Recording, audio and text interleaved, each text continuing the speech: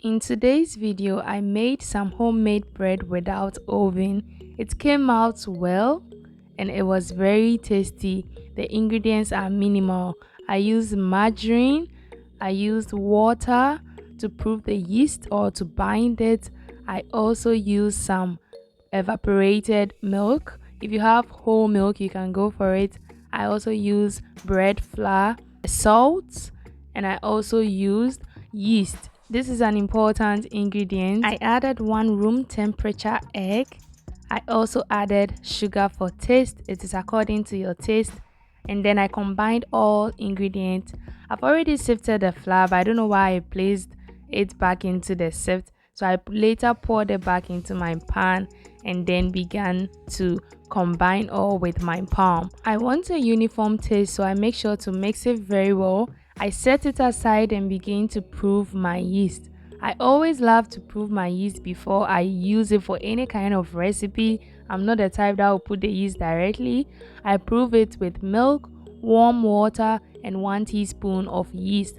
Mixed it thoroughly and I covered it with a cling film, yes, to allow it to prove faster. I placed it in the pan. After a while, my yeast is ready. It took an hour for my yeast to prove. After the yeast has proved, we quickly move on to the process. I crack 1 room temperature egg into my yeast and then add melted butter. I decided not to melt it all through because I didn't want it very hot. I add it and then I pour it into my dry ingredient and then use my palm to work it through. Combine it very well.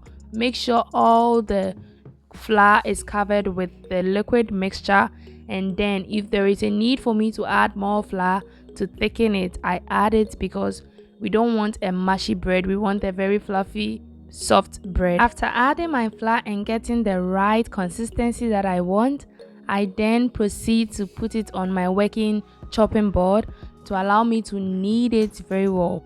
There is a technique I use in kneading my dough which makes the gluten activate very faster, because kneading it the wrong way causes wrist pain and we don't want to go through pains because we are making homemade recipe. We want to enjoy the process, love the process, and always make it. So I just knead it first of all, and then I now take it up and hit it on the chopping board to activate it. After hitting it, I then massage the dough. This technique really makes the gluten work faster. It's just basically putting your palm and then twirling it. So easy. I'm going to eat bread every day because this method is now easy for me. At first I hated this method. I'll only do bread when I'm making pizza, but now I can make bread anytime, any day. After, I cover it and let it rest. After a while, it doubles in size and then we continue the kneading process. We deflate it because it has bubbled up and then we transfer it onto our tray. We just deflate it, remove the bubbles, shape it according to the type of shape we want, and then allow it to rise again. For the shape of the bread, it depends on the one making it. For Ghana, tea bread has its shape, butter bread has its shape, sugar bread has its shape. I'm doing the one similar to the sugar bread. That one we don't cover the baking tin, so I just divide it into 2. Take half because I'm going to use 2 baking sheets, mold it or round it up, and then use my rolling pin to roll it up, expand it, spread it out, and then fold it into 2 and then carry it and put it in my greased baking sheet.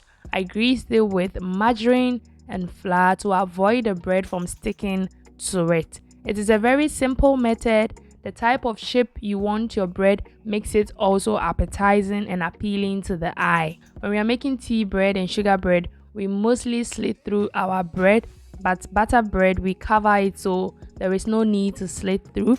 This one I basically just put it inside my baking tin and then straight to the fire.